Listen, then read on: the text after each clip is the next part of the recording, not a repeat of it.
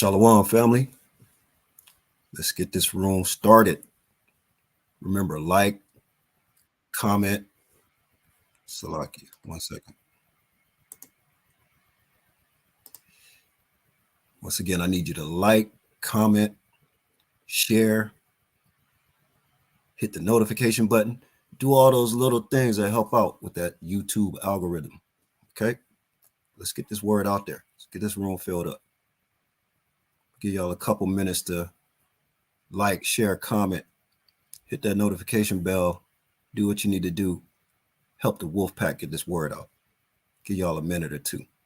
And give me a shout out if y'all in there. You know what I'm saying? Let me know your presence. All praise.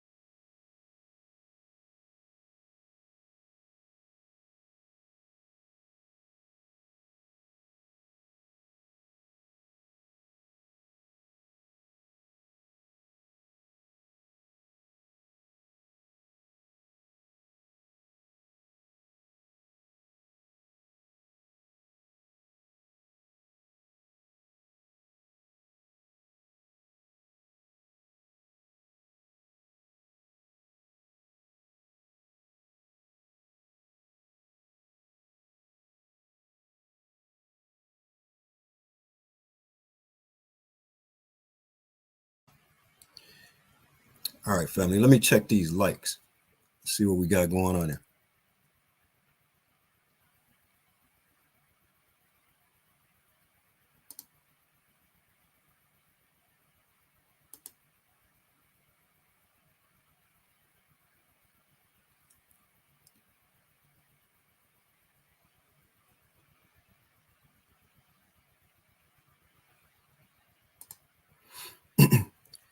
All right, family.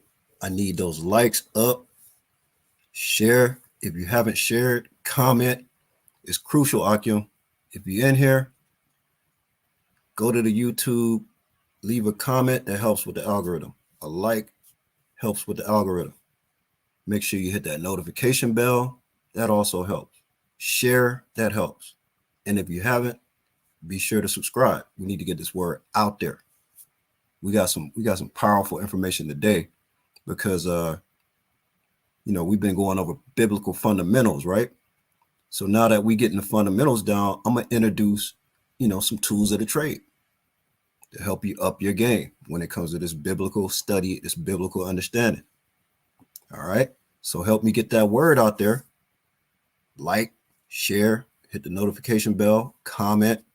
Right, let's get this room up. Let's get it filled up. In the meantime, let me bring up the actual topic for today.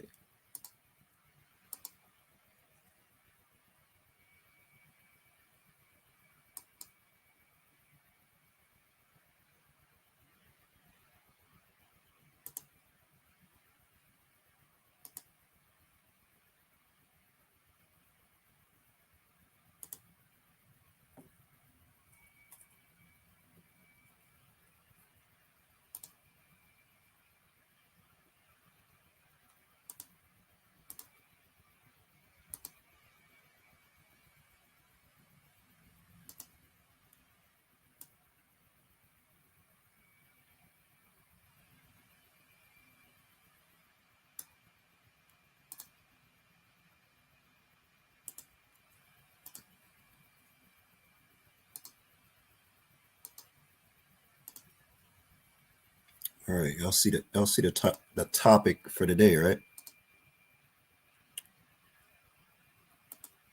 Y'all see the topic for today.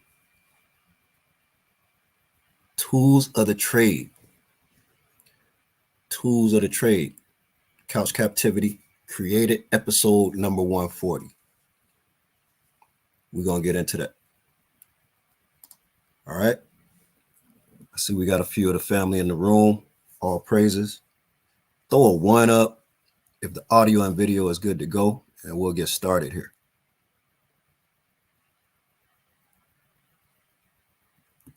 Throw a one up for me if the audio and video is a-okay. All praises. See a gang of ones there. We're gonna get started. Hey, with that, first and foremost, I want to give Call Halal Yahweh by Shem Yahweh Shai Hamashiach. That's all praises to the Most High God in the name of his only begotten Son, who the world knows as Jesus Christ, Yahweh Shai Hamashiach in the Hebrew, our King and our Savior. All praises. This, once again, is Officer Yaziar with Long Beach, Sakari Long Beach, aka the Wolf Pack, with another episode of the Couch Captivity Created. It's episode number 140.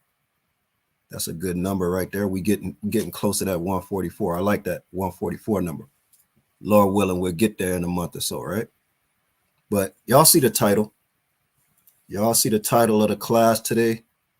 It is Tools of the Trade. Let me show it again. Tools of the Trade.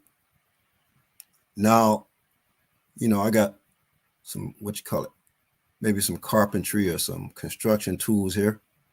A level, some pliers, a wrench, and so on and so forth. Now, we're not talking about those kind of tools per se, right? We're talking tools of the trade in terms of your biblical understanding, your biblical studies and knowledge, right? You got to have certain tools of the trade because the book itself is just a lamp. It's just a vessel that holds the knowledge. But can you see that knowledge? Can you illuminate that knowledge? That's the question. Because we know good and well, I know a lot of us been over to Granny house, and it's that Bible sitting there, cracked open somewhere in the middle of Psalms, and it's been on that same page forever, and nobody have flipped the page. The Bible's sitting on top of the mantle, not getting any usage. So number one, if you got a Bible and you're not cracking it open, you stand no chance.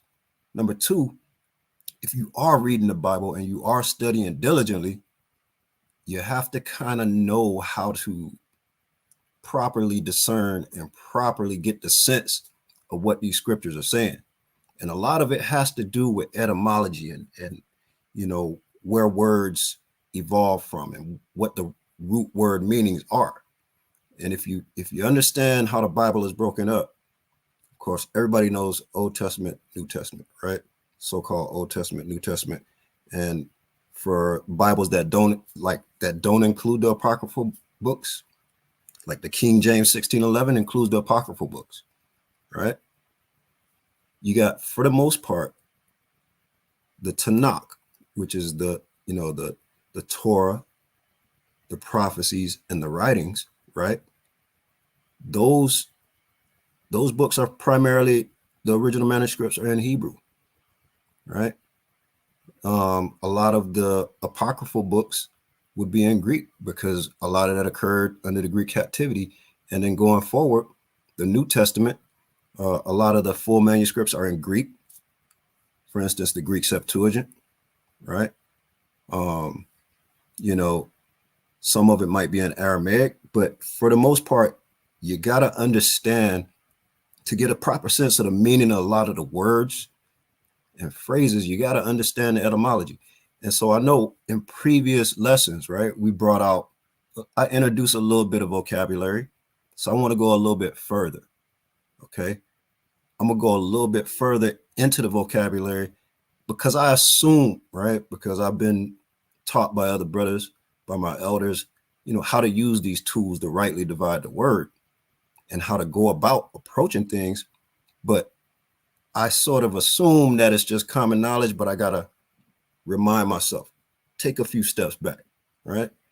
Go back, put yourself in the mind of when you was first coming into this walk and all the things that was just, boom, the light went on when someone told me. One of the first things I want to go over is, of course, using concordance, right? Concordance to go along and understand some of the words in the Bible. All praises. I see we got some family here. Hey, tribe of Benjamin, my brother from another mother. That's what's happening. All right. Shalom, fam. Salakia if I don't recognize the avatar, but if I know you, you know what I'm saying? That's what's happening. All praises. If I don't know you and it's your first time here, all praises, family. The water for showing up, and Lord willing, we're going to give you some good edification, especially being from the tribe of Benjamin. Especially, right? What's that? MHNCB. What's that, family? MHNCB. Let me give you the proper shout out. You know what I'm saying? If that's a camp you're representing or a group, you know what I'm saying? Let me know. I'll give you a proper shout out. Because we appreciate you, family. All right. So in the meantime now, back to the topic. Yeah, okay. I got you. Most high in Christ bless. All praises, King. Most high in Christ bless to you as well, my brother. You know what I'm saying? All right. So here's what I'm going over today. And once again, right? Couch Captivity Created, number 140, on the way to 144, a nice, a beloved number, right? Tools of the trade. Now, we're not talking about carpentry, even though Christ, that was his occupation, because that was his father's occupation, right? We're not talking about carpentry, but we are talking about building, edifying, right? We're going to go into etymology of a lot of different things, but building and edifying. You see what I'm saying? And what does the word edify? Edify and build are closely related, because if you think of a edifice, right? An edifice is essentially a supporting wall. So let's start to go into some vocabulary here, just to give y'all an understanding of some of the approaches I take when I'm studying my lesson. You know what I'm saying? Let's go into that word. Okay. Let me share that with y'all.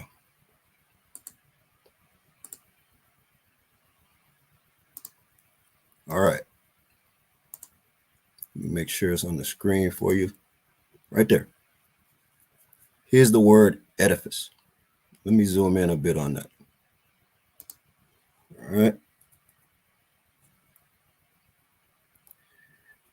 All right. The Oxford Dictionary definition for the word edifice: a building, especially a large, imposing one.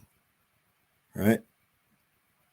The concepts on which the edifice of capitalism was built. Right. The foundation or the building blocks, the edifice. So when we use the word edify, we're building on something, right? That's why you see in the, you know what I'm saying, in the common vernacular, we say, hey, let's build, right? Let's build. So when you edify someone, right? What is that definition? Instruct or improve someone morally or intellectually, right? So to edify is to build someone up, to instruct them morally or intellectually, to give them more brick and mortar, so to speak, to build up their understanding. So, you know, words have meaning, and the English language is, man, it's probably one of the more difficult languages to understand and to learn and write and read, right? It's got a lot of rules and laws, and it's meant to be complicated because, of course, Babylon itself, the home of Babel, right, which is confusion. So let's look at that word, Babel, as in Babylon. And I'm going off the cuff right now, but this is part of the exercise, because this is some of the things when I run across words I don't understand, I like to look them up, right? So Babel, let's look up that. Babel definition.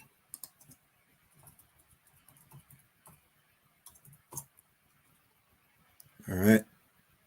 Okay. Babel, a confused noise made by a number of voices.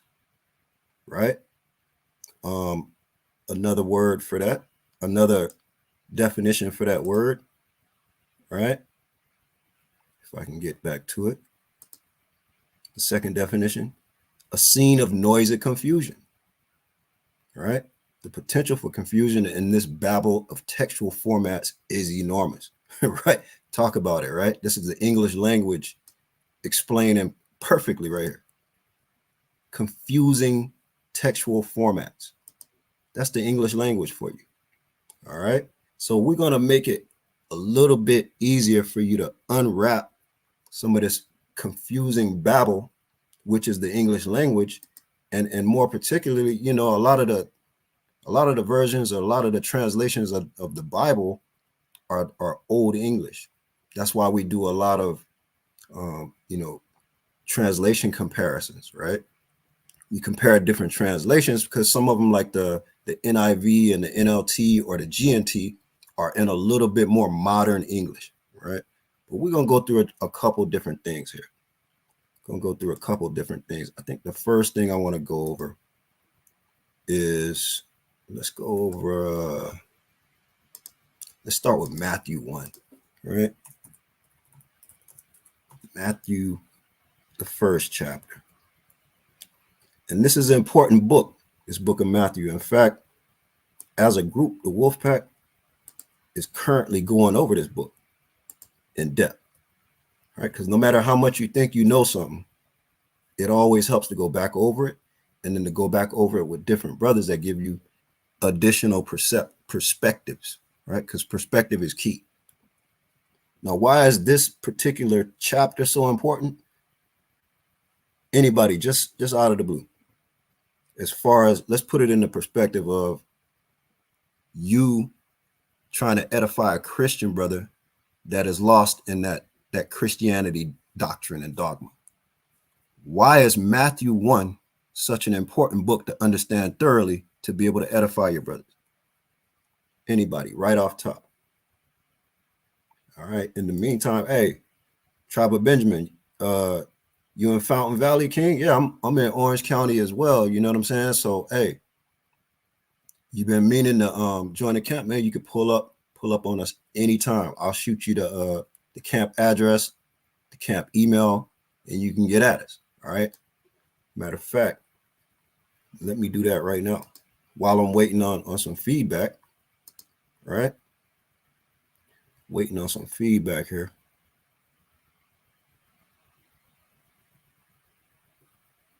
Let me copy this email address. All right.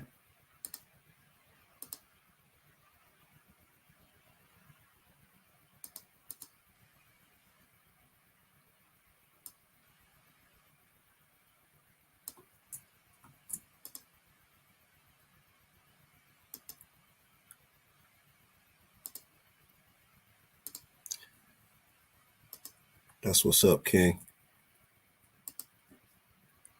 You can hit us directly at this email. You know what I'm saying? Let me know it's Tribe of Benjamin from the class, and I will forward you all of the adequate information. You understand? You understand me? You feel me? All praises, King. Through the spirit. Hey, we got another Benjamite in here searching for a camp. The wolf pack. You feel me? Hey, we raving like wolves over here through the spirit. Right? So look, I ain't seen no responses yet, right? I ain't seen no responses in particular about why is Matthew 1 so important, especially when it comes to dealing with brothers that's got that Christian doctrine, that Christian dogma, right? Well, I'll go ahead and spill the beans. Look at the title. Genealogy of Yahushua HaMashiach. The genealogy of Christ. This is crucially important. And the first thing, let's just look up the definition of genealogy. All right. Genealogy. A line of descent traced continuously from an ancestor. Straightforward, right? Genealogy. The generations of Christ, in other words, right? So it goes through, it says, the book of the generations of Yahushua HaMashiach, the son of David, the son of Abraham. And then we get to going, Abraham begat Isaac, Isaac begat Jacob, Jacob begat Judas, so on and so forth, right? We're not going to do a line by line reading, but you get the gist of where I'm going with this. This is the generations of Christ. Now, let's get down to, it goes all the way through, all the way to Joseph. We get down to 16. Let's get to 16, where the Christians like to go, right?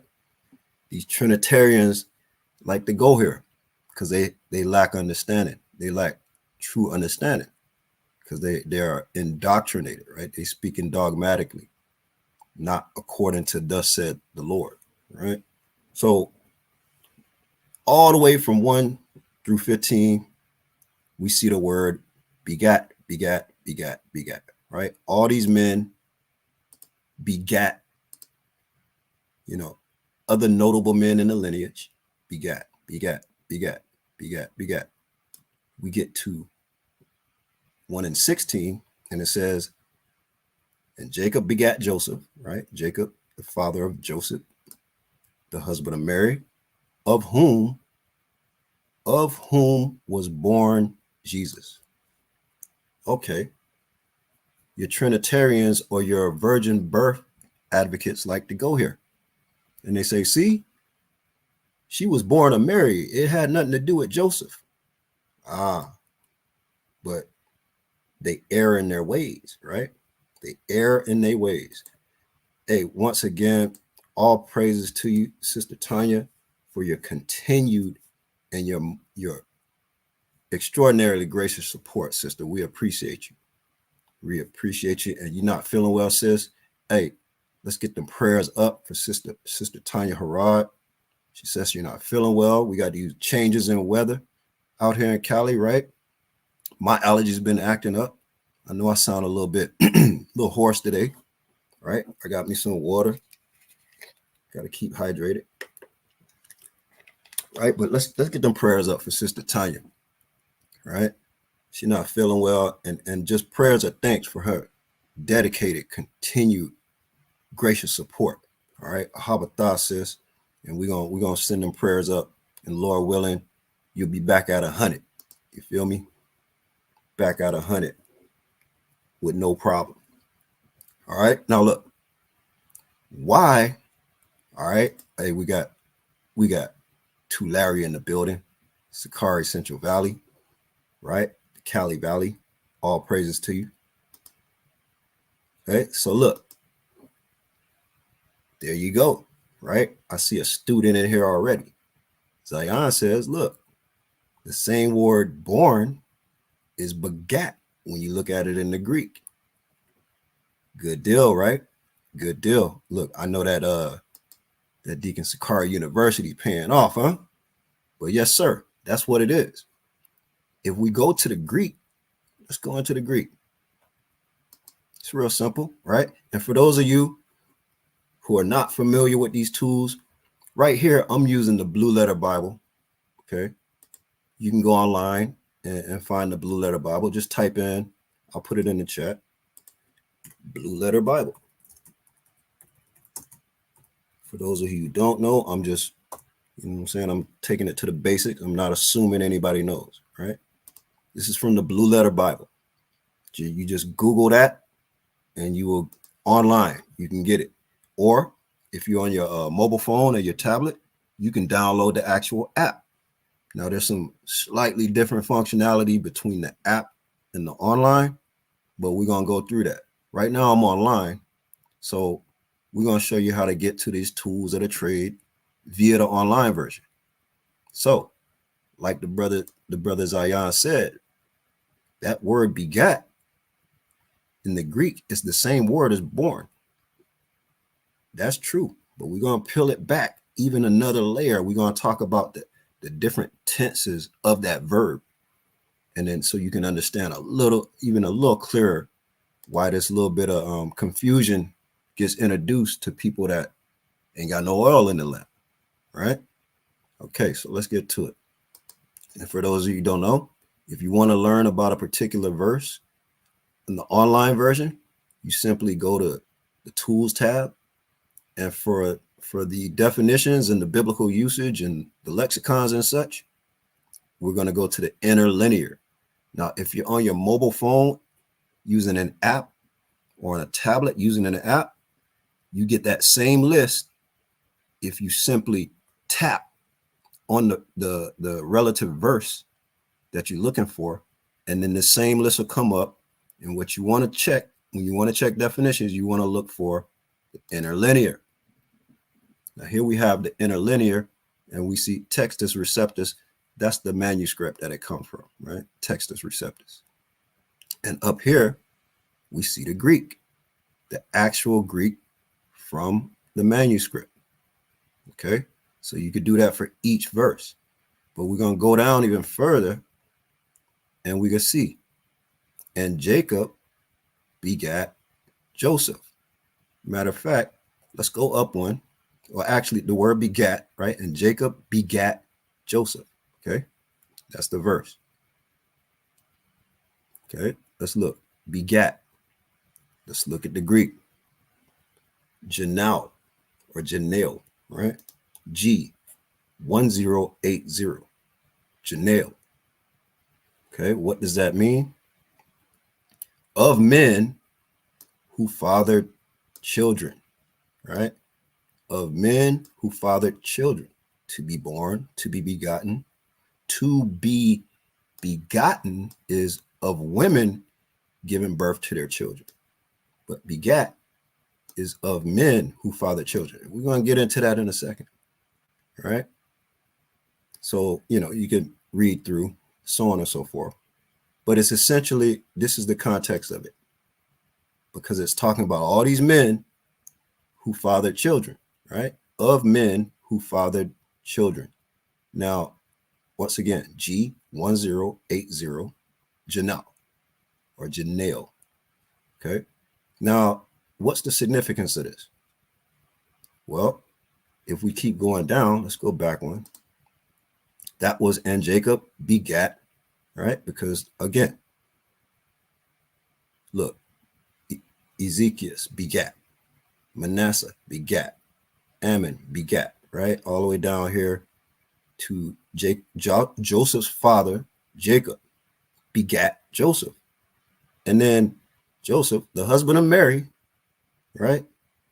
Of whom was born Yahawashah. Okay, just like brother said earlier, right? Zion mentioned earlier, that word for born is the same root word for begat. Was born. Janal. Okay, was born. Now, let's look at it's a verb, right? And let's look at some of the rules in here. Same word, right? Janal. Born and begat is the same root word, of men who fathered children. But what's the distinction? What is the distinction, right? How do we know this word is used different if it's the same root word? Well, we got to go into the actual manuscript, right? Because this, if we look over here, it just says Janal for begat. And then we look down here, it says Janelle for born. But let's look further. Let's look at the actual usage of the word right here. You see this word? That's how it's written in the manuscript. Versus when it says born, is slightly different. Now let's look at them side by side. Okay. All right. And this is Yaiquab begat, right? Yaquab begat, Tov is the Joseph, right? The husband of Mary, okay? Of whom, and this word begat is a different tense of the verb than this word begat. Y'all see how that what do you call that? Suffix is different. If we look at the root word, of course it's the same, right? Begat, begat, begat. This is a verb and it's the third person singular form of the verb. But we look at the suffix or the part after the root word and it's different than over here. Here's the same suffix, right? But this one is a passive indicative, right? So what does that mean? It is the difference between something that's direct or the opposite of passive. Joseph, right?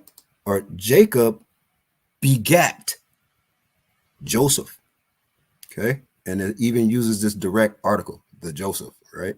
The Tov means the. So Jacob, Yaquab, begat, past tense, right? Past tense, active indicative. Active indicative means it's direct, right? It's past tense. Whereas this, right, is a different tense. Look at the tense of this word right here. And it's passive indicative. So what's the difference between active and passive when it comes to a verb? We know that verbs are action words, right? Verbs are action words. But what's the difference between an active verb and a passive verb? All right. Trust me, I'm no English major. That was probably one of my worst subjects in school, but this is just something through the spirit that I've been motivated to study and improve on because my elders are adept at this understanding and it helps with my biblical understanding in general, right? Not that I have some love for the English language, but I have to be able to rightly divide this word. So let's go back to the good old dictionary, right?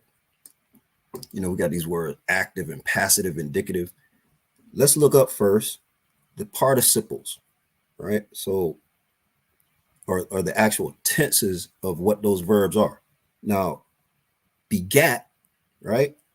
Begat is essentially the past tense, right? Let's look up the word for past tense or the definition. All right. Past tense is a tense expressing an action that has happened or a state that has previously existed. So it's a direct action, right? So this first usage, Jacob begat Joseph, is a direct past tense. Jacob did it. He's the subject. We directly know that Jacob begat Joseph, right? Direct, right? Indicative, active, indicative. Directly mentions the subject, Jacob begat Joseph. Now, let's look at another form of speech. It's called a past participle. Man, hadn't heard that word really since elementary until I started getting into, you know, some of this biblical understanding, right? Past participle, let me make sure I got this on the screen, okay? Past participle, a form of a verb typically ending in ed in English, which is used in forming perfect and passive tenses, and sometimes as an adjective, right? So what does a passive tense mean? It means the difference between, let's go back to the scripture, right? Let's get back to the English, right? And Jacob begat Joseph, the husband of Mary, of whom was born Jesus. In other words, of whom was begotten Jesus. So you got begat and you have begotten, right? The past participle, same root word, Janelle, but one is a different tense of that verb, right? So begat is direct, meaning Jacob is the one who begat Joseph. Begotten, of whom was begotten, meaning Mary was the vessel of whom Joseph begat Jesus.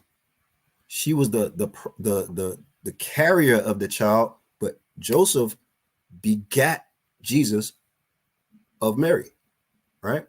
She is the person of whom Joseph begat Jesus. Now, if that's confusing or it's not sticking, let's go back up a little bit. Got to read up. You got to notice the small words, right, to get this clarity. Let's go to verse 5, right? So just as out of curiosity, I see we got a decent number in the room today. Let me see some response. Out of curiosity, who at this point, if you kind of get it, well, let me put it like this. If you get it and you're following me, throw up a 1. If you kind of get it, throw up the deuce. If you still don't get it, none whatsoever, and I need to go back and clarify, throw up a 3, right? 1, 2, or 3. I'm going to continue. I got some ones, all praises. Some ones in the building. I see we got some studious folks. All right, Izan, you kind of get it, but you should be getting it because we was going over it earlier, right? We're going to continue. All right, all praises. We're going to continue. So now, we don't have to get caught up in terms like past participle. That's just a phrase of speech that this particular a form of a verb, right? It's not past tense, it's past participle. It's a passive or indirect form or usage of a particular verb. So once again, the direct past tense would be Joseph begat Salakia. Jacob begat Joseph. That is what Jacob did. He directly begat Joseph, meaning a man who fathers a child. Jacob, the man, begat Joseph, the child. He fathered that child. Okay, that's begat. Now, the word begotten, which we showed, okay, that there are easily distinguishable tenses, right? This is begat in the Greek. Let me make sure my screen is showing. Yeah. Okay, this right here, if we look at the Texas Receptus manuscript, this is the Greek word for begat, right? It's active or direct, right? That verb. But you see the difference on the suffix, right? Everything is the same. Everything is the same on these two words. This is the root word, it's the same, but the suffix is different. So when it comes to mentioning Mary, it's begotten. It's the past participle or passive indicative. See the different suffix, right? So passive meaning or indirect meaning Mary didn't begat anyone, if that's just bad language, period. But Salaki, Mary was not the one who begat. She was Mary. It says Mary, of whom was begotten, right? Because we know the word born and begat are the same root word in the Greek, right? Of whom was begotten Yahushua, meaning she's the indirect subject of that verb begat. She of whom Yahushua was begotten. And now I'm gonna go up even further to give you some clarity. Okay, there are other notable women. So for the most part, it goes through the lineage of the father. Other women are mentioned because they're notable women in that lineage, right? There's notable stories about these women. Okay, so go to verse 5. All right, let me make sure my screen is proper. We go to verse 5. It says, and Salmon begat Boaz of Rechab. Right? Salmon begat Boaz, but who was the vessel of which Boaz was begotten? It was of Rechab. And Boaz begat Obed of Ruth.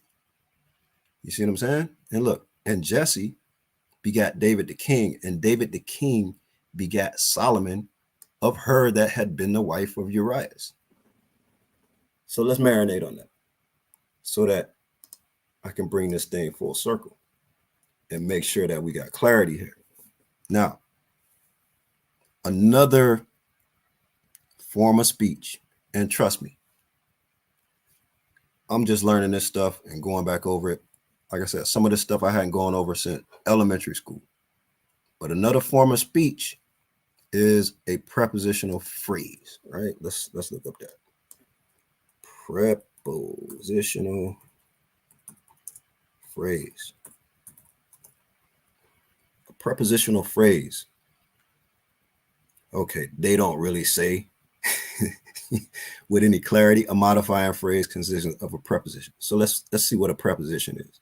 It is basically anything that's in school. They say anything you could do to a cloud, right? You can go in a cloud, you can go above a cloud, you can come out of a cloud, you can come from a cloud, you can go of a cloud, which is the same as in, right? In, out, above, below, around. Those are all prepositions, right? Prepositional phrases. So the preposition that we're looking at here is of, right? Salmon begat Boaz of Rechab, meaning Rechab was the woman of whom Boaz was begotten, right? Because Salmon he begat directly, but it was of Rechab.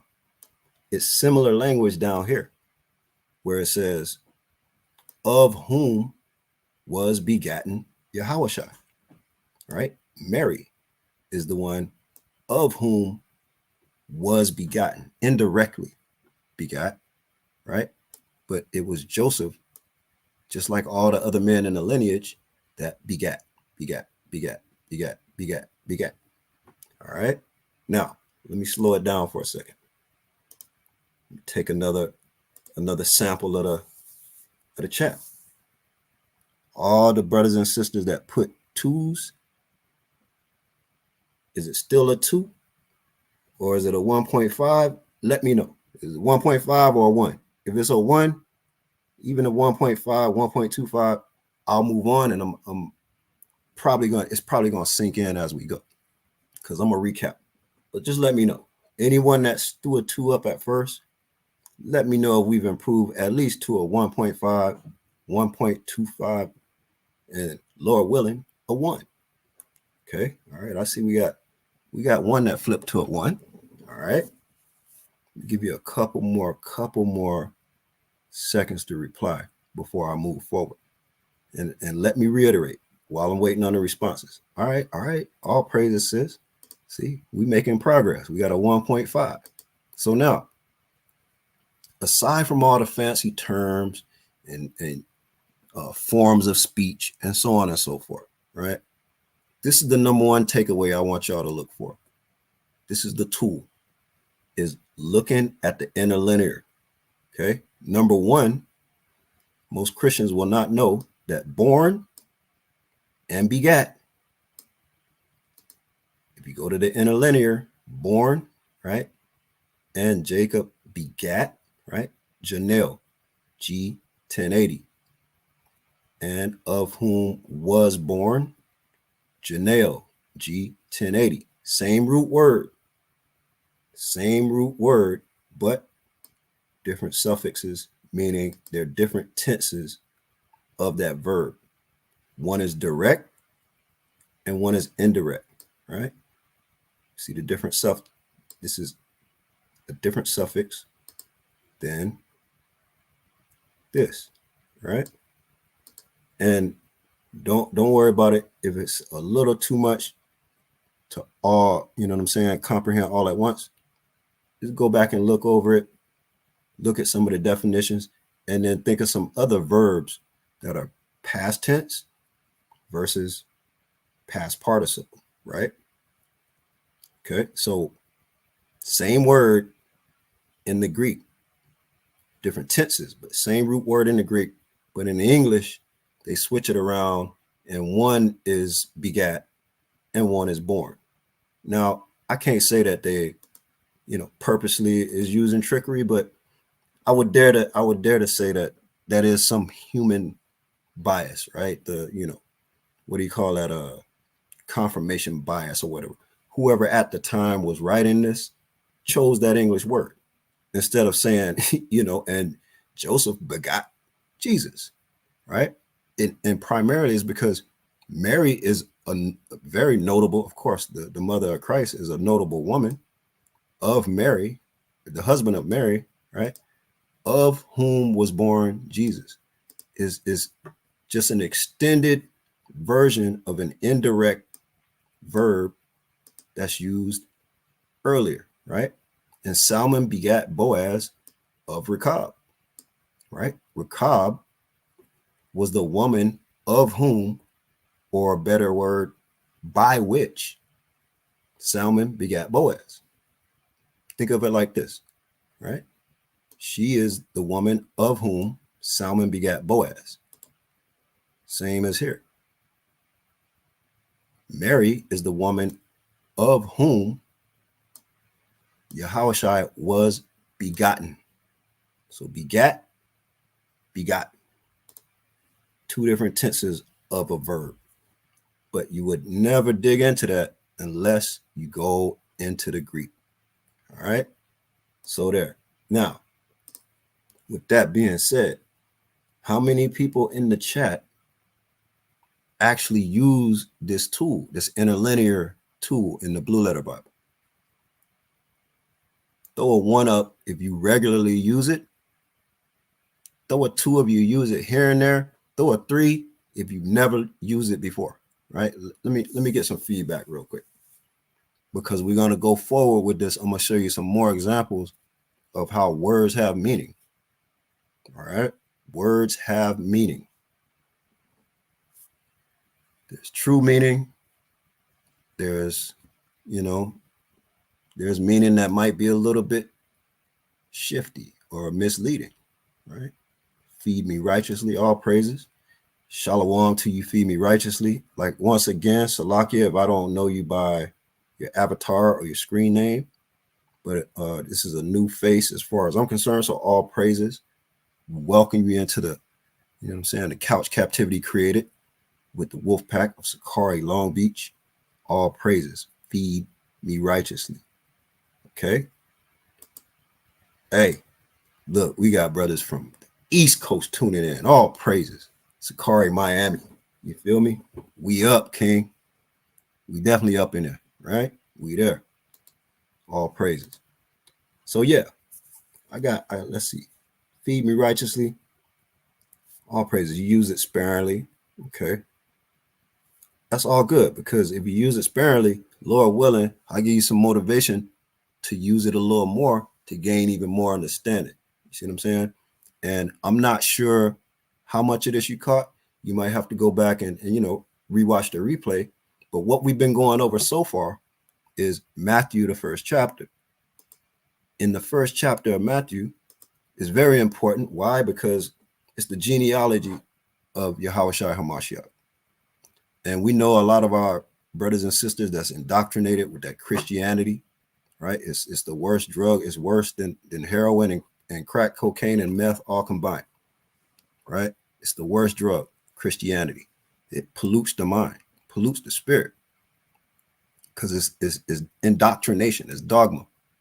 We know there's a lot of pollution from all of our captivities and our captors that give us this English language anyway, right? We just understand that.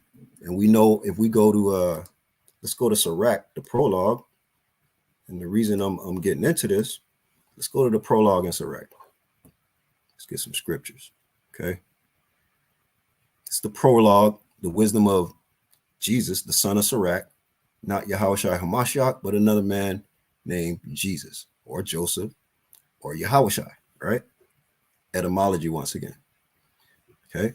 Whereas many great things have been delivered unto us by the law and the prophets, and by others that have followed their steps, for the which things Israel I ought to be commended for learning and wisdom, and whereof not only the readers must need become skillful themselves, right? You have to have skills, and tools of the trade will sharpen your skills, right?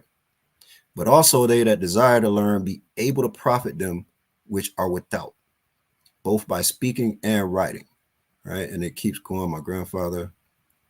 Okay. Let's get to the point. All right, right here. The point is right here. Whereof, or Slaki, wherefore. No, if you can see my mouse, it's on, right? It's on probably the 1, 2, 3, 4, 5, 6. It's about the 12th line down, right? Wherefore, let me entreat you to read it with favor and attention, and to pardon us, wherein we may seem to come short of some words, which we have labored to interpret. For the same things uttered in Hebrew and translated into another tongue have not the same force in them, right? And not only these things, but the law itself and the prophets and the rest of the books have no small difference when they are spoken in their own language, right? That's Sirach. That's that wisdom and that knowledge in Sirach. That is a pillar of our understanding as a camp, right? A lot of us started out, that's one of the first books we delved into in Sakari. It's Sirach, because why? It's wisdom. It's going over in detail the laws and the prophets, right? To give us a better sense, to give us a better understanding. And what did he say? He said, look, some stuff that's translated from Hebrew just hit different, fam. Hey, I don't know how else to say it. So imagine we're sitting here going over the Greek, and we know that it was a day of lamentation when the Greeks forced our ancestors to translate our books into Greek. The same is being said right there in Sirach. They labored to translate certain things because unless it's in Hebrew, there's a loss in translation, essentially. Okay. So with that being said, we're looking in the New Testament, we're looking at Greek. So not only is the English giving a twist to it, but also the Greek, right? How can you properly depict something in a different language? You can't. There's always going to be something lost in translation.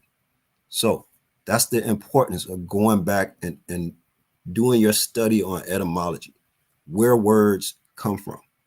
All right. So one of the tools, I'll go to another tool I like to use. And this is a good one. Just Google Edom online, right? Edom online. And I'll put a link in there in the chat. Put a link in the chat. This is another good tool. Tool for studying etymology.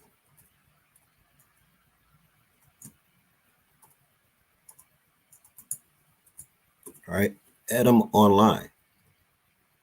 It's a good tool for studying etymology.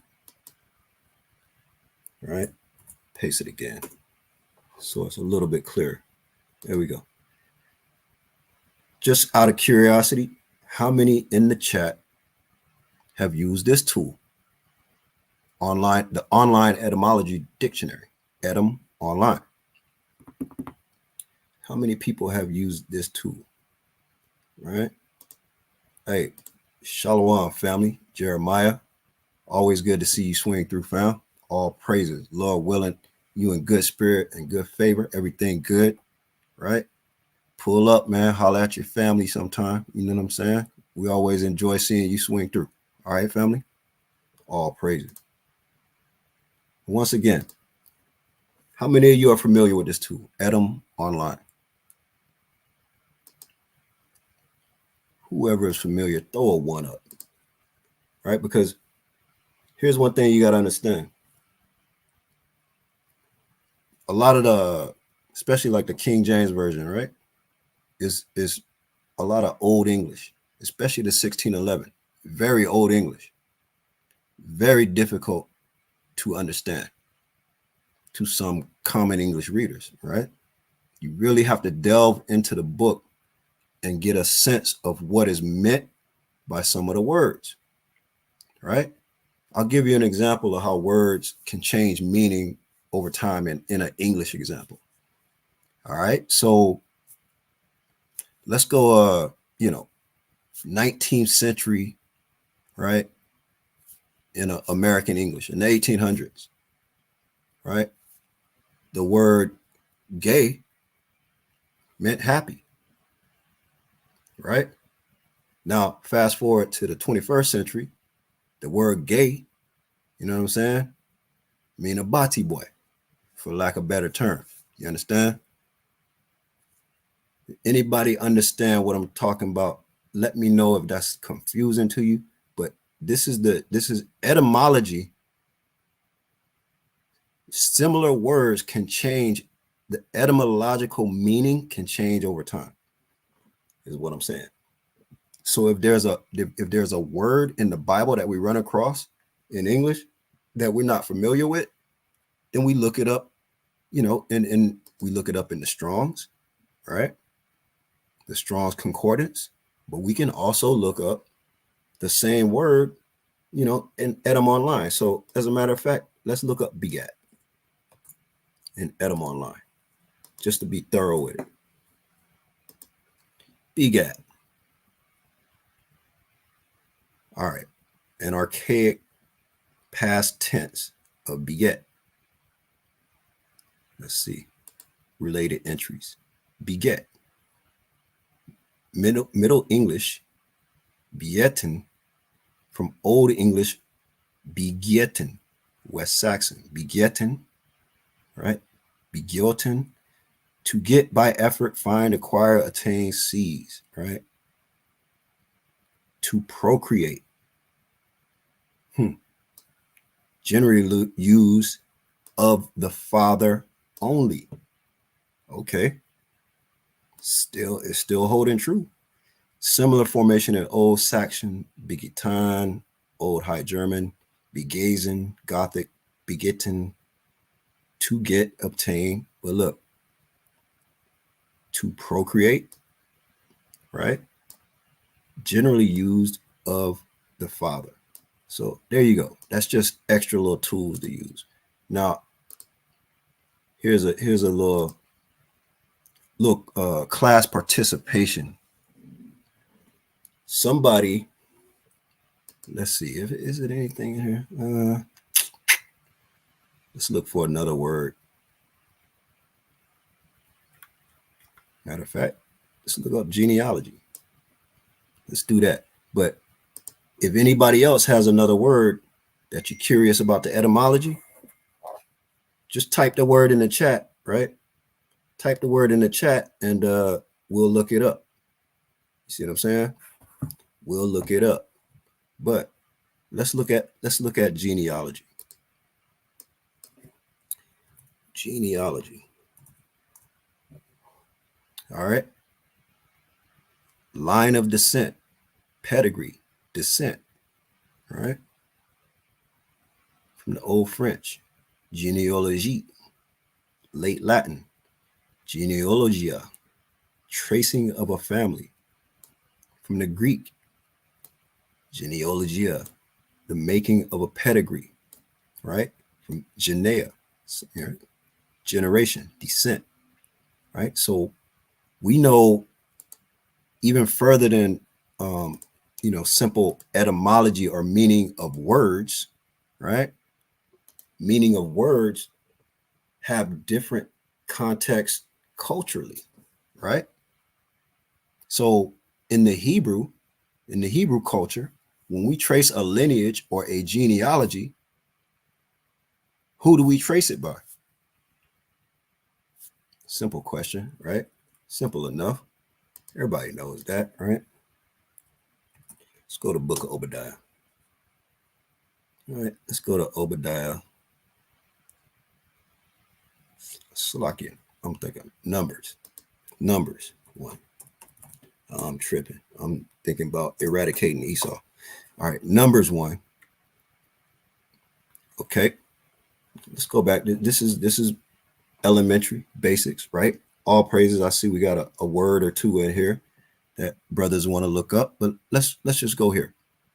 As far as what we call hermeneutics or cultural practices, right? We know that Hebrews, Salakia, right? We know that Hebrews, it is our culture, our practice, right? And they assemble all the congregation together on the first day of the second month, and they declared their pedigrees after their families by the house of their fathers, right? So our pedigrees, meaning our descendancy, is declared by the house of our fathers, right? This is in the Torah, right? This is our instruction book. We look at genealogy, the etymology of genealogy, the making of a pedigree, line of descent, pedigree, descent, right? Our pedigree, when the Hebrews, when our forefathers was writing these scriptures, right? They was writing it from a Hebraic perspective, right? So when we're talking about genealogy, the generations, which is another word derived from genealogy, we're talking about pedigree. See what I'm saying? Matter of fact, just out of curiosity, let's look at a slightly different form of that word, generation, right? A body of individuals born about the same period, historically 13 years on the notion, descendants at the same stage in the line of descent, race. Biblically, we know Hebraically, race means descendant from a common ancestor, a common male ancestor, right? Progeny, offspring, generation. Look at that again. Past participle, right? There's that form of speech again. Generar, right? This is some Latin, which you can see how Latin and Greek are similar, right? Bring forth, beget. Look at that. You see how these words, right, go when they go from Greek to Latin, even Spanish to English, it's a lot of the same root word, right? From genus, race, kind, right? Give birth, beget, right? Which with derivatives referring to a procreation and familial and tribal groups, right? And we know how our tribes are determined. You see what I'm saying? So not only is the definition of the word important, but it's also important to understand the hermeneutics, the cultural significance, right? How we live culturally. There might be some cultures that are, what do you call that? Maternal or, female oriented. Not the Israelites, right? It's a paternal descendancy. All right. So look, let's go back here to the chat. It's another word, virgin. That's a good one. Let's look that up. Good suggestion, Matomo. Virgin. Let's look that up in Edom Online.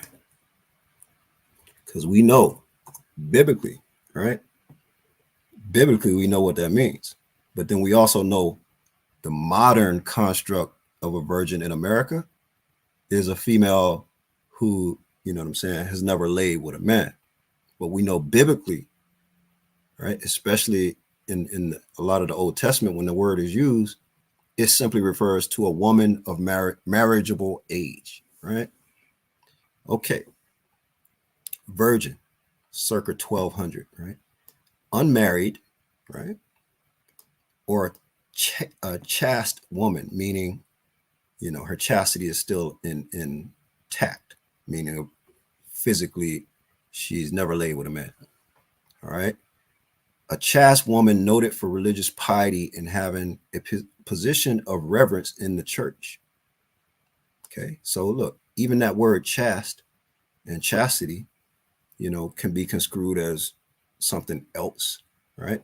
Meaning just pure, or like you said, being noted for religious piety and a position of reverence in the church. Okay. From Old French, Virgin Mary. From Latin, right? Maiden, unwedded girl or woman, right? It says nothing so far about not having sex. Also an adjective, virga, young shoot, young, a marriageable girl, right? Even the Greeks had the same understanding as us. Talus, a marriageable girl, right? Meaning, right? So this is a more modern, right? Young woman in a state of inviolate chastity. That means never had sex, right? This is a more modern translation, right? Meaning naive or inexperienced, right? Pure, untainted, right? Like virgin, the Virgin Islands, right? Is a perfect example. It was pure, untainted beaches where man never walked, right? As far as they knew. See what I'm saying? Extra virgin olive oil, nothing added to it. But look, we see the Greek talus, a marriageable girl. You see what I'm saying? As a matter of fact, let's look. Let's do it like this. Let's look for it in the New Testament in the Greek. Let's look for it in the New Testament. In Corinthians and Luke. Okay, let's look at it in Matthew. Well, we were right there. I don't know. What am I thinking about? Matthew 1 is at 25, 23. Let's look at that word and see if it's talus, right? Behold, a virgin shall be with child and shall bring forth a son, and they shall call his name Emmanuel, which being interpreted is God with us. All right. And we know that this is points to a prophecy in Isaiah 7, but sometimes prophecies are literal, meaning they unfold literally, and some prophecies have a certain connotation to things that are happening, right? It's multi-layered prophecy, right? But let's look at this word virgin. A virgin, right? This is a different word than what we just saw. Let's see. What was the word we looked at here? In the Greek, it's talus. Okay. And here, the word used is parthenos. Look, it says of unknown origin. That's funny. A virgin. Look, a marriageable maiden. Makes sense in this context. Now here you go with some of the modern translation. A woman who has never had sexual intercourse with a man. Okay, so that could be it. That could be a definition of it. But in this context, we know through the scriptures that Christ, there's never been a king born in any other way than the same way all our forefathers has been born. Right? A marriageable maiden, one's marriageable daughter. Right? Look, a man who has abstained from all uncleanness and whoredom and attended Salakia. Go back. Virgin.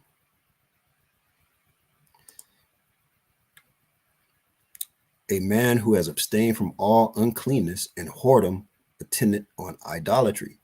So we know we can go to scriptures that when Paul is talking about it, and we're gonna go there, right? And so has kept his chastity, meaning his purity in terms of religious integrity, right?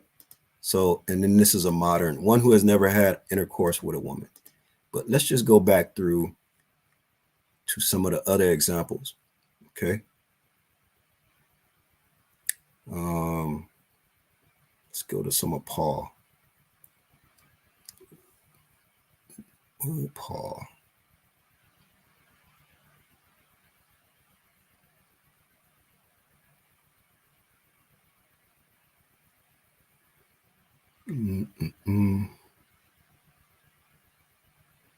All right. Matter of fact, let's go to Revelation. All right, because a lot of Christians get this twisted. Let's go to Revelation 14:4, just to show you virgins, right? Mind you, this is talking about the 144,000. See what I'm saying? We know that the 144,000 or 144,000 men, 12,000 men from each tribe, right? So we're not talking about females. And I looked, and lo, a lamb stood on the Mount Sinai, and with him 144,000, having his father's name written on their foreheads. And I heard a voice from heaven as the voice of many waters, and as the voice of a great thunder. And I heard the voice of harpers harping with their harps. And they sung, as it were, a new song before the throne and before the four beasts, right? We know that's the prophets, right? The four major prophets and the elders. And no man could learn that song but the 144,000, which were redeemed from the earth, right? And then the subject here is the 144,000. These are they which are not defiled with women, for they are virgins. So look, you mean to tell me that only 40-year-old virgins, that's just a number, right? Not all the 144 are going to be 40, but only adult male virgins are going to be part of the 144? What does this really mean, right? Does it mean never had sexual intercourse with a woman? Or does it simply mean your chastity is intact? You've never fornicated with idolatrous things, right? The church, different doctrines can be described as strange women, right? If you're defiled, that means you've done something abominable. Is having sex with your wife an abomination? No.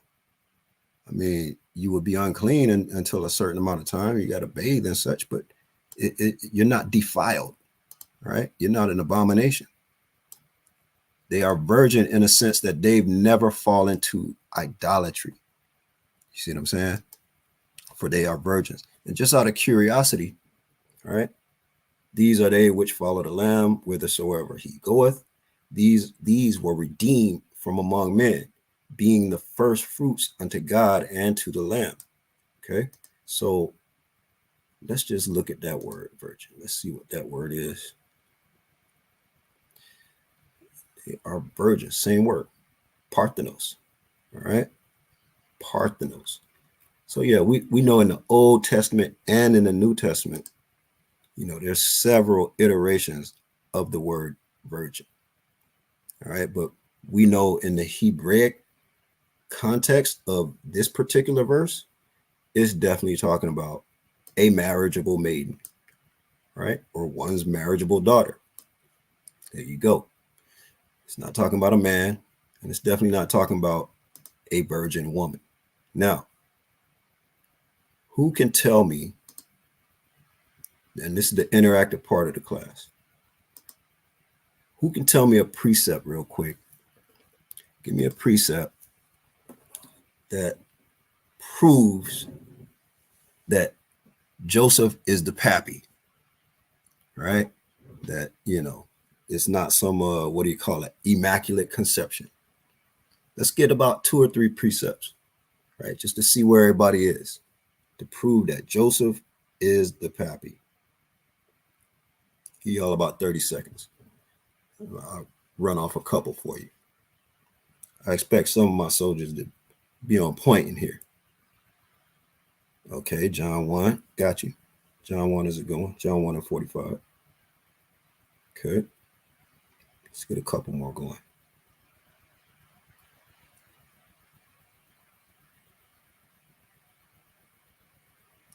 Got Zion. Zion says John 1 and 45. I'm gonna wait till I get like 2 or 3, and then we'll go over it. Okay.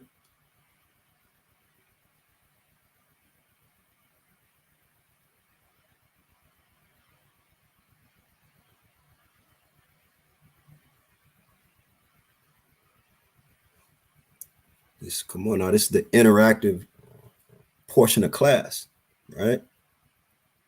I want y'all to be interactive. All right. Interactive. So we're gonna go to Zion's first. Let's get John 1 and 45. Let's go there first. John 1. And through the spirit, brother went to John 1. We're gonna go to John 1 later. We're gonna circle back to John 1, Zion. All right. John 1 and verse 45. Okay. And it says, Philip findeth Nathanael and said unto him, we have found him, of whom Moses in the law and the prophets did write, Jesus of Nazareth, the son of Joseph, right? Not the son of the Holy Spirit, the son of Joseph. You see? Jesus of Nazareth, the son of Joseph. That's a good example. All right. And of course, Romans 1 and 3. Okay. All praises. All right. We're going to look up another word in Romans 1 and 3, right? This is where vocabulary is important, right? So Romans 1. Okay. Now, we all know what the word sperma, right? Seed, sperma. Okay, but let's read. This is the book of Romans, chapter 1, verse 3. Concerning his son, Yahushua Hamashiach, or Adawan, which was made of the seed of David according to the flesh. How can Christians get around this, right? How can they look in the mirror and deny this, right? Was made of the seed of David according to the flesh. You know, they figure out all kind of wild ways, you know, the seed, and the one seed and the seed and the Mary seed. Man, I done heard all manner of craziness when I see Christians trying to explain away this, right? But let's go back. Let's stick with the topic here, and let's go into some more etymology. We're going to look at that word seed. Okay. Made of the seed, right? G 4690 sperma. What does that sound like? Sound like what it is, right? Sperma. Let's get the definition, the biblical usage. From which a plant germinates. So we're not talking about plants. We're not talking about a grain or a kernel, right? Right? What are we talking about? The semen, virile, right? The product of this semen, seed, children, offspring, progeny. And if you remember back, right, this is how etymology works. This is how etymology works. Remember, we were looking at generation. Was it generation?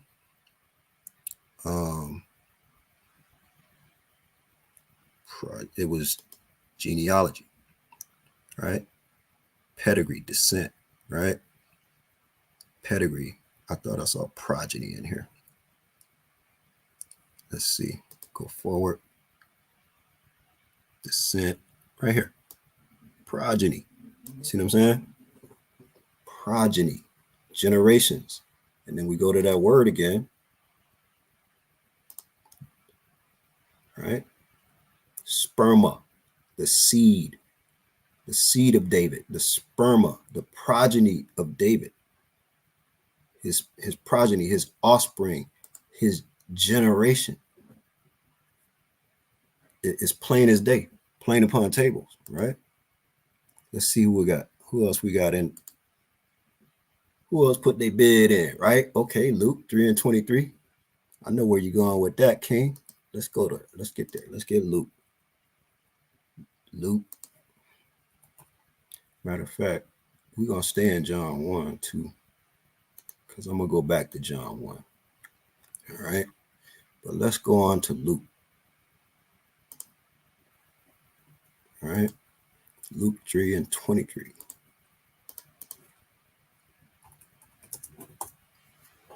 All right. Luke 3, verse 23. All right. And Yahushua himself began to be about 30 years of age, being, as was supposed, the son of Joseph, which was the son of Heli, right? The son of Joseph. All right. Once again, not the son of the Holy Spirit, not the son of the perpetual Virgin Mary, the son of Joseph. Okay. Not the stepson, nothing foolish, right? The son of Joseph. And, this is a whole nother topic, the whole as was supposed in Heli, but, I'm not going to go into that, but remind me of that. All right. Next time we chopping it up, remind me to go into that. All right. All right, Kassar, remind me to go into that. Matter of fact, let me make note of that.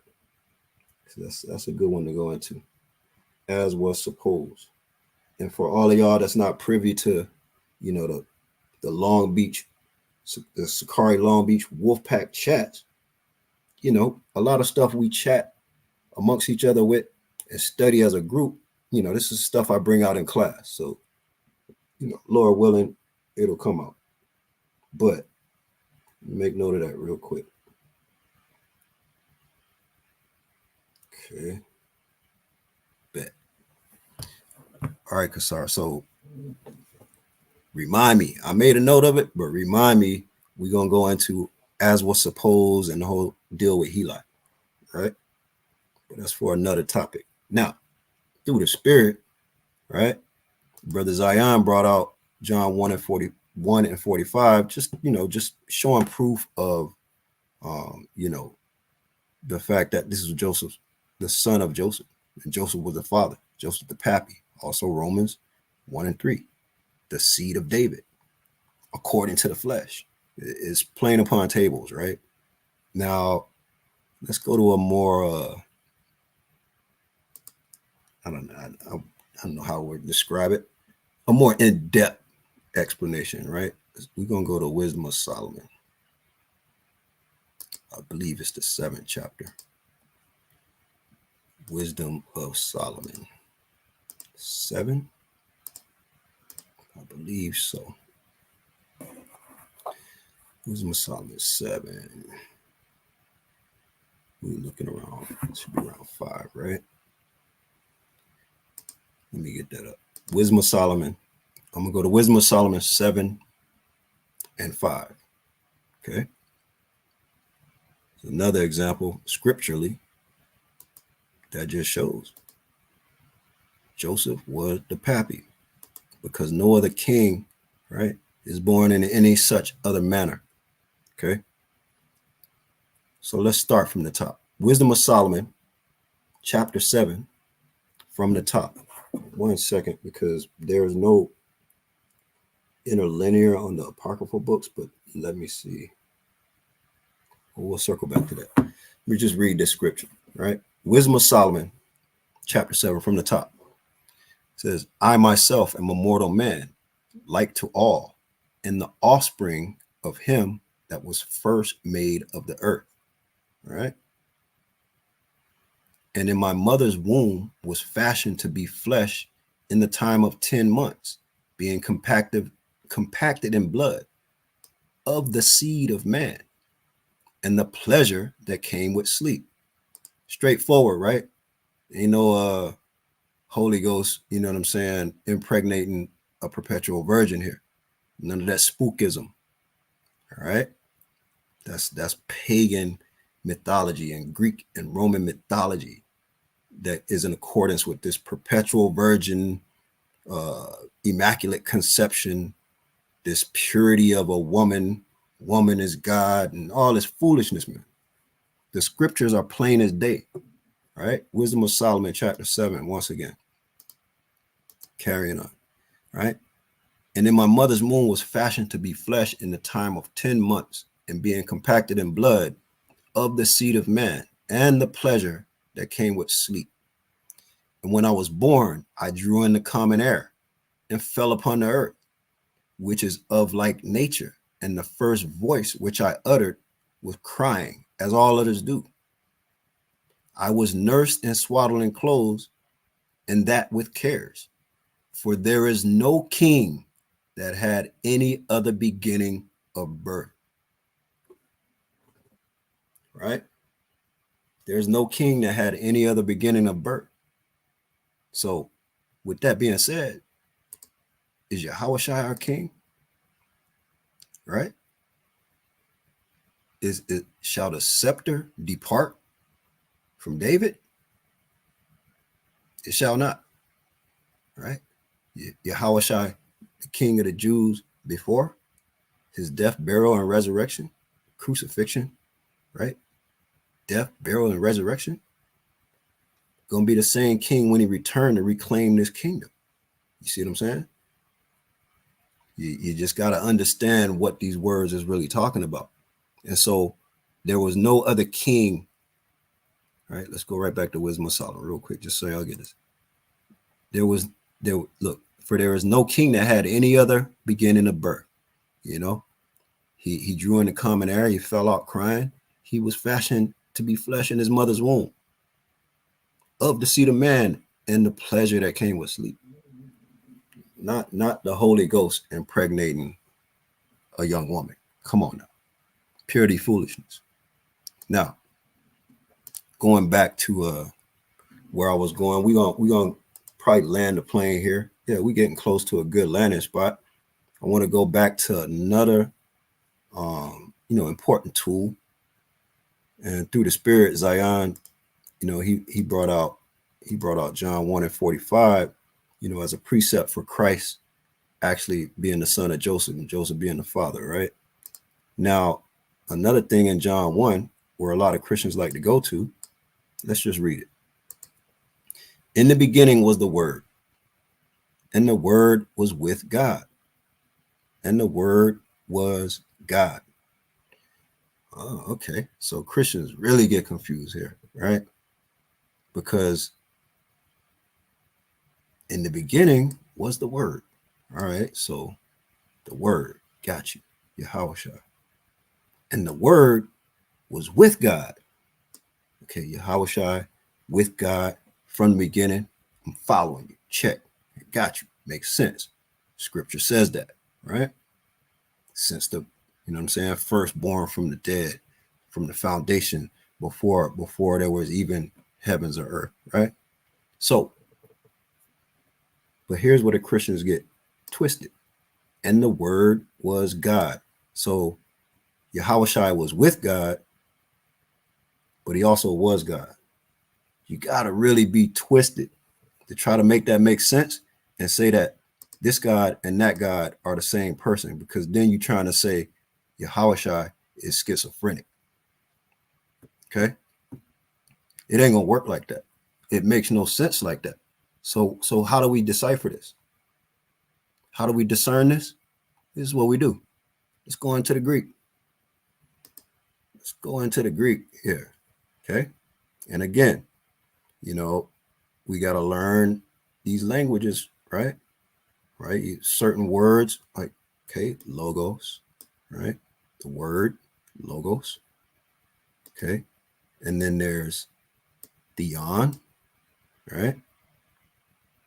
And then there's theos. Okay. Both theon and theos is the root word for God. But let's look at it closer. Let's look at it closer. See this word? Looks like tav. It's tone in the Greek. It means the, right? The. Remember we were talking about all these forms of speech? That is called a direct article. All right? That is a direct article. Meaning, look, it's talking about someone specific. The car, the man, right? As opposed to indirect, right? Which be a car. Which car? Not the car there, but a car or a man. It's not direct, right? So in the Koine Greek, there are direct articles, right? So the God, and it's ton theon, right? This last character here would be the N sound, the theon, ton theon, the God, right? And theos, right? And theos was the word, right? So theos is different than theon because ton theon means the God, whereas theos, and the Greeks don't have indirect articles, but it's implied a God, right? The God, a God. So let's read it in that context real quick. In the beginning was the Word, and the Word was with the God, and the Word was a God, right? So just little tricks of etymology, because you know you might not figure that out even by looking at the blue letter by itself. I'm gonna show y'all the extra little bonus trick here. When you go through the interlinear and the blue letter, you have to look at the actual usage of the word, right? So right here, word was with God, right? This is the actual usage, theon, right? But what does it say in English? Theos. See, same root word, right? But it's in usage, it's theon. So we'll see up here, the God, right? Right here, ton theon. See, theon is different than the second usage, which is the word was with theon, and the second usage, and the word was theos. You see the different character here? Theos, theon, right? But right here in the blue letter, it's G2316, and both of them in English says theos, which can be confusing. But like I said, all you have to do is go to the manuscript, right? Read the manuscript. It's not confusing at all if you start getting into the Greek, all right? And then even further, another tool I like to use aside from the blue letter would be Bible Hub. And once again, you can go online and you can use it in your browser, or you could download the app for your mobile phone or for your tablet. But Bible Hub is another good tool, right? Like I said, I'm not stuck on one tool, or I got tools for the trade. Okay, so John 1, in the beginning was the Word, and the Word was with God, and so on and so forth. So let's look at the interlinear for this. Let's look at the interlinear. It's a little more in depth in Bible Hub, right? I wouldn't say in depth. It's a little more precise, less confusing. Okay, so look, in the beginning was the Word, right? Logos, and the Word was with Salakia, and the Word was with God. Now you see how this word tone, right? It doesn't say the like ho, but tone is used in front of nouns to give a direct, like I said, a direct article, right? So ton theon. See, it's more precise here. Ton theon, the God. Salaki, all over. Ton theon, right? The God, right? And the word, and God was the word, right? Theos. See the difference? Theon, most high. Theos, a God, right?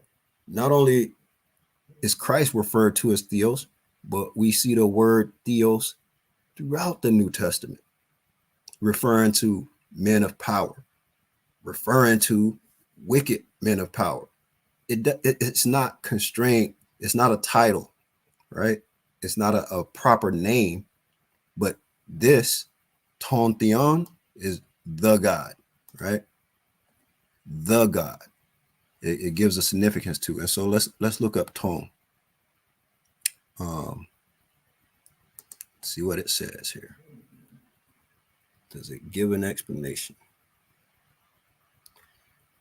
All right, let's go back. I hovered over it and it gives a brief little, I don't know if y'all can see it, but tone, right?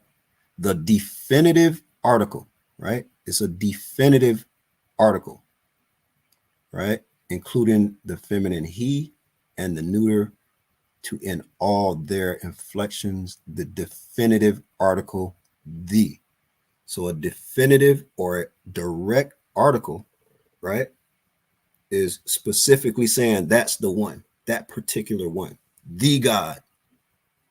Whereas theos can mean, you know what I'm saying,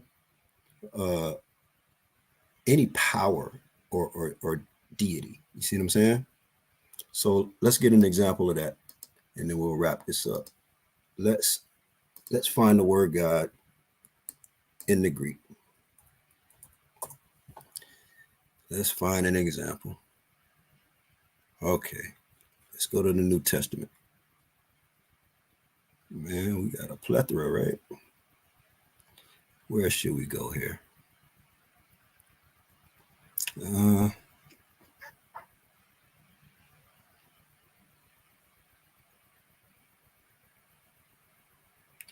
How about we go to, let's go to John 13 or Luke 13. All right. Hold on, let me find a better example, right? Because it'll say theos, right? You can refer the kingdom of God, for example.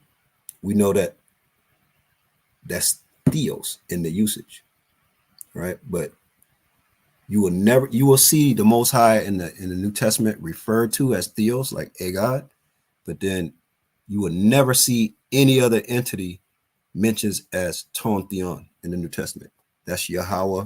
That is the God, the Most High God, right? But a general term, if you just say a God or a power, you could refer to him as theos, but you will never see any other man or entity referred to as ton theon in the New Testament.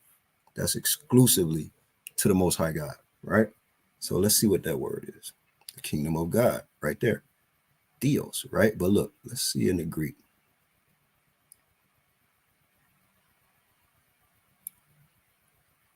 It's a singular masculine. So yeah, it's a slightly different inflection, but it's not, it's you know what I'm saying? It's not particularly distinguished if you just look at the blue letter. You see what I'm saying? It's a god or goddess, the general name of deities or divinities, right? And then it goes into all this other stuff, right? But in general, it's just a blanket statement. But let's go back real quick. Real quick. I want to go in the loop. Matter of fact, let me show y'all an even crazier example. 1 second. Let me get my notes.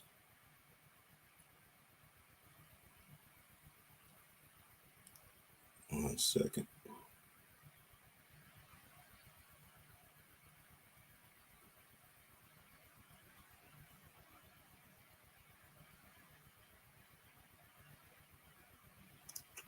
Mm-mm.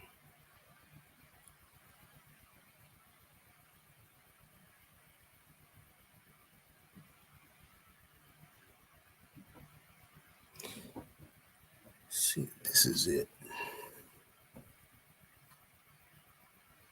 I think it's in Paul, 2 Corinthians.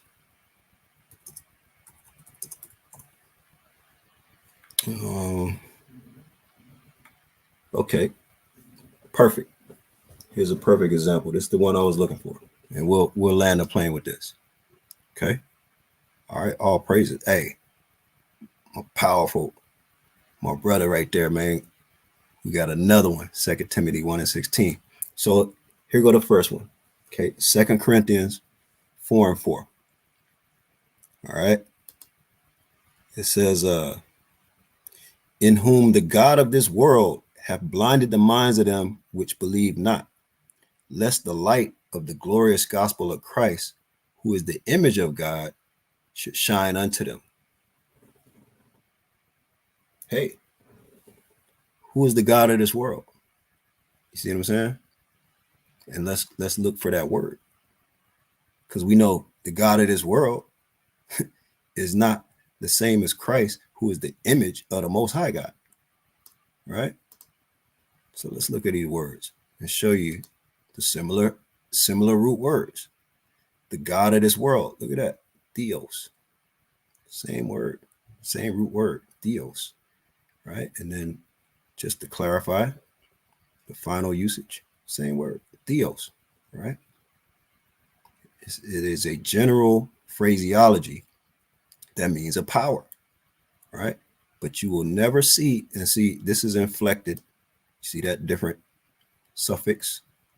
And this one right here is what they will call, right? That's also inflected, but is a different character. Okay. But you see, theos is equally descriptive of a wicked nigga, right? So let's go back. My brother Apiyak said 2 Timothy 1:6, right?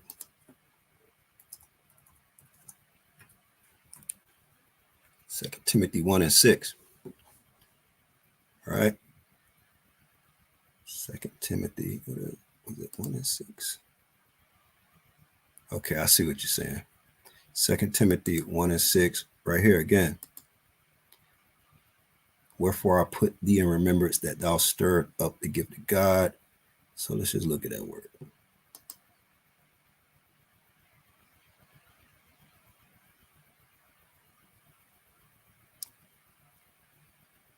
Same usage right there. Theos.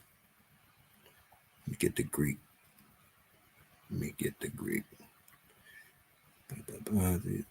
Oh, right here. See? Right? You see that direct article? That's where he's getting at right there. That tone, right? It's tone theon.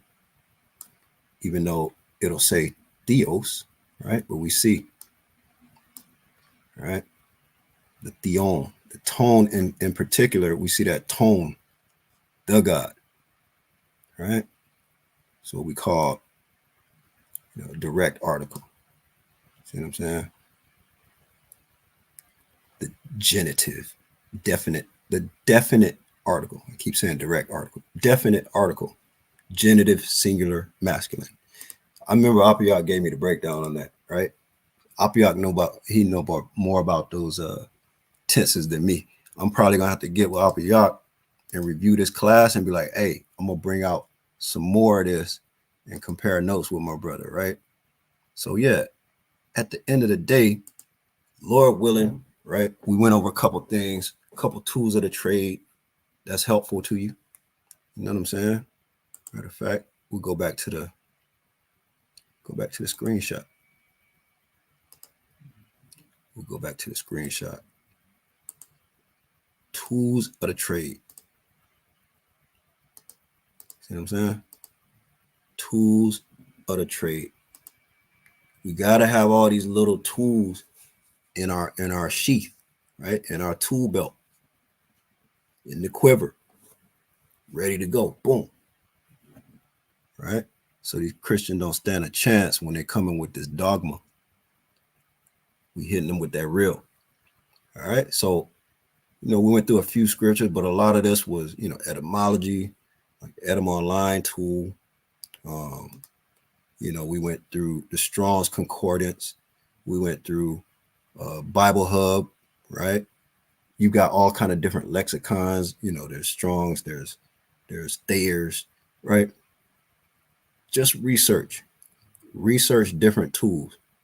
I only went over a few, but there's a whole lot of other tools out there that you could use, to study more in depth, especially about what people are going to come up against you about. All right. So, like I said, get into that vocabulary, get into the Greek, understand the Greek, understand the Hebrew. Not only just the Greek and the Hebrew, but understand the etymology or the hermeneutics of why words are used, meaning the cultural significance, right? Not just the physical use of the word, but the cultural significance. I like to give an example of, if you gave a direct translation to something, it does not mean that you're interpreting it, right? So a direct translation is, for example, let's say me and one of the homies was talking, and then someone recorded our conversation and played it, hundreds of years later for someone who is in a different generation or a different, context as us. And me and the homie was like, hey fam, I'm about to swoop through. I'm gonna scoop you up and we're gonna bend the block. You know what I'm saying? About to go see what's cracking. That wouldn't make sense to someone who interpreted that literally. Like, what? He's scooping him and they bend blocks and then they cracking? It don't make sense unless you understand, the hermeneutics, the cultural context behind what we're saying. So direct translations ain't always what's it. Sometimes you got to peel back a layer and dig further. You feel me? You know what I'm saying? So all these little tools like the Etym Online, the Blue Line interlinear, Bible Hub interlinear, even comparing different English translations, right? The GNT, the NIV, the ESV, the Bereans, KJV, of course, and then reading, it's even more in depth to learn how to read from the KJV 1611, right? And all praises, our powerful brother Gazada Zealot in the building. See what I'm saying? I know that's a busy man. He gonna probably catch the replay. I don't know how much he saw this one, but we'll chop it up. He'll let me know if I'm missing some info. We always review and you know what I'm saying, polish up. But all praises, Gazada Zealot in the building. Hey, you got to check out that Wise and Harmless gear. You understand what I'm saying? 1016 clothing. Check him out on IG, Gazada Zealot, Wise and Harmless. It's that high fashion Israelite garment. You know what I'm saying? High fashion. What they say here, word for word and thought for thought translations, right? They call them all kind of different things. You got dynamic translations, you got direct translations, right? It's, hey, wise and harmless, right? Wise as a serpent, harmless as a dove. You gotta check that brother's gear out. All right. But look, hey, that's pretty much all I got for today. Because like I said, I don't want to start going in a tangent. This will end up being a 4-hour class. And we can't have that. Right? Can't keep my folks up late like that. But anyway, any final thoughts, questions, concerns, comments, let me know right now. Other than that, we're going to land this plane. You know what I'm saying? All praises for everyone that joined us. We had a pretty decent sized room today. All praises to that. Lord willing, y'all were edified. It's always good to see new faces. And it's always great to see, you know what I'm saying, the regular folk that be in here, you know what I'm saying? Be in here with me, man. We just trying to do this work. Look, when you learn, I learn. We do this together. See what I'm saying? The water for all the brothers that participated. I encourage y'all, for your participation. because this is an interactive class. Once again, Sister Harad, Sister Tanya Harad, Palalim going up. You know what I'm saying? We pray that you feel better. You know what I'm saying? I'm going to go pray in my closet after this for you. But once again, the water for your continued and gracious support. You are much appreciated. I have a thought, sis. Right? And for those of you that feel gracious, look, Cash App, $ Bazak, goes directly to the ministry. You know, gas high out here. Gas high, bro. Rent high, gas high, everything high out here. But look, the most high make a way. But if you see it fit to support the saints, hey, all praises to you. All praises to you. Right? We got the Cash App. We got the super chat, super thanks if you're watching the post live broadcast or the rebroadcast. You see what I'm saying? Right? Hey, all praises, Zion. Look, I can't really go in as heavy like them Sakari varsity classes, but look, Lord willing, right? Lord willing, I supplement a little bit for you, but I appreciate you always stopping by and blessing us with some of that infinite wisdom that you get to be around in them Sakari varsity classes. All right. All praises to you, King. Look, Tamayam, he talking about I want to make it a 4-hour class. Come on now. I ain't even ate yet. That's probably why I ain't gonna do 4 hours. I'll probably pass out. You know what I'm saying? But yes, man. Yes. Hey, like as I said, man, like the video, comment, and look, just as a reminder, you know, always, you know, I encourage everyone to like, share, comment, whoop-de-whoop. But, you know, sometimes I only see like 2 or 3, maybe 4 comments. I'll be like, look, man, I know it was like 20 deep in the class, man. We should at least get 20 comments. You know, some brothers, man, you might comment and recomment, reply, or so on and so forth. But them comments, man, them comments really help the momentum of the video. So if it be in your means, I mean, I ain't asking for a lot. Make sure you go in there, like, share, and comment on this video, man. Comment on this video, even if it's some emojis. You feel me? Like, whoa, you know, throw me a 100 up. You feel me? Let's get this thing into the algorithm, and not just, you know, for the 20 or so folks that see it live, right? Let's get this thing out there for the replay, man, to get, you know what I'm saying, hundreds and hundreds, Lord willing, thousands. You got to get this information out there to the sheep. All right? Everybody do your part, man. Everybody put your brick in. But like I said, we land in this plane. It's been an enjoyable class, right? Because like I said, I'm learning as you're learning. Because this is stuff that I literally was just going over today. I was like, look, Lord willing, I'll be able to bring this out. I really wanted to make a detailed slideshow, but I ain't have time for that. But it's possible. I'm going to consult with some of the brothers, man. I'm going to put some of this info together in a nice PDF, and I'm going to post it in the description going forward. You feel me? So that'll be available. All right. Hey, so with that, we land in this plane, family. Boom.